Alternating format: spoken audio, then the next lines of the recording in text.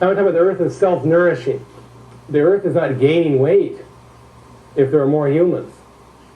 It's just changing form. You know? It's just changing form. But still, this notion of you have a reality. It's all rock, and after a while, it's consuming itself. There's something very strange about that.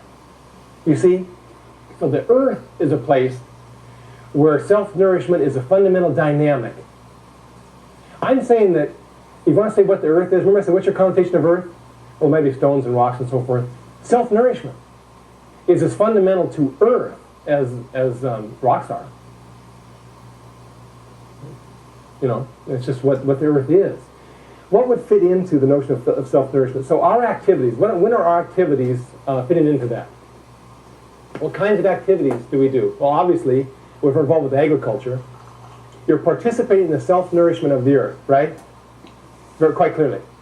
But I'd say also that economics in general is nourishment, self-nourishment in a larger sense, or in the commerce. A good deal of commerce is providing the nourishment that's required by the earth. And so all of these activities were not invented by humans at all. Not one of them was invented by humans. This economic activity, which means the order of the house, this economic activity has been taking place since the beginning. But what I find interesting too is that the earth has always changed its diet. This is fascinating. The earth has always changed its diet. It doesn't just stick with a certain kind of food. And as a matter of fact, that when it changes its diet in a radical fashion, you can be sure it's involved in transformation. It eats differently when it's about something new. And in broad strokes, we can talk about the diet of the planet. First of all, the first life ate energetic molecules. That was the first food. 4 billion years ago, in the oceans. And then the second major food was the sun. Okay. Diet switched to consuming the photons from the sun. And so a very different regime sets in. The photosynthetic world is very different than the early life forms that consume the energy-rich molecules from the sea. The next one I'd mention would be heterotrophy. Heterotrophy means eat the other guy. What's really interesting to me is that it took life 3 billion years to work up the nerve to pull that one off. For 3 billion years, there was no creature eating another creature. And now, when we consume other creatures, and other creatures consume us and so forth, there is we benefit from their creativity. We just enter into it more fully. And certainly some of the advanced forms of life depend upon this type of eating. Then another great moment that Lauren Isley talks about, another great moment when the diet changed. The flowers 114 million years ago, say? The flowers were invented as a new form of food. Fantastic. Why? Because it's so rich in energy, concentrated. And it was especially wonderful for the mammals.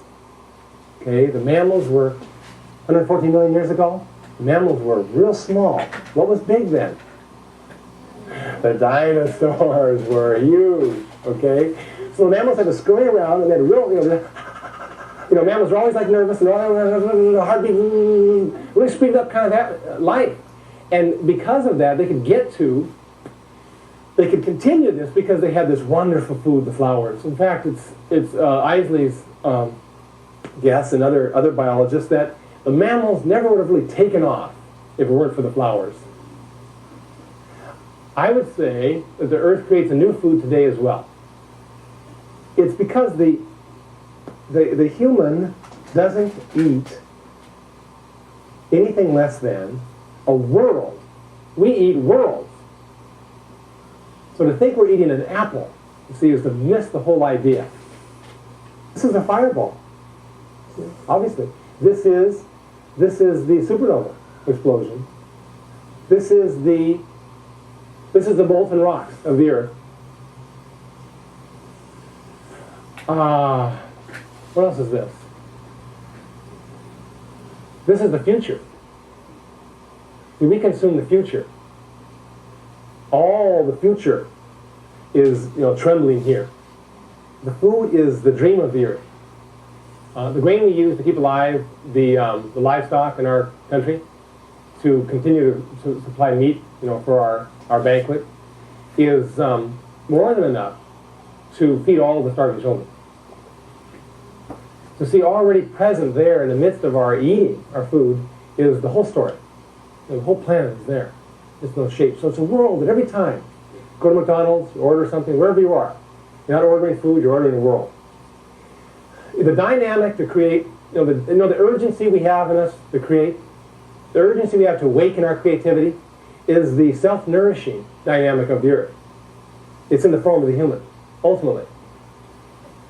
Now, it depends. It may not resonate with you. It may be that your creativity doesn't feel like that. And maybe that's another dynamic of the earth that's awakening in you. But I know for sure that the urge we have to give birth to things and to cast them forth is part of the self-energizing of the planet. So a question I ask myself in my examination of conscience is, who am I feeding? Or what sort of food am I making, and who am I feeding? Or again, what sort of food would I like to create, and who would I like to feed? Because we're constantly energizing some part of the earth.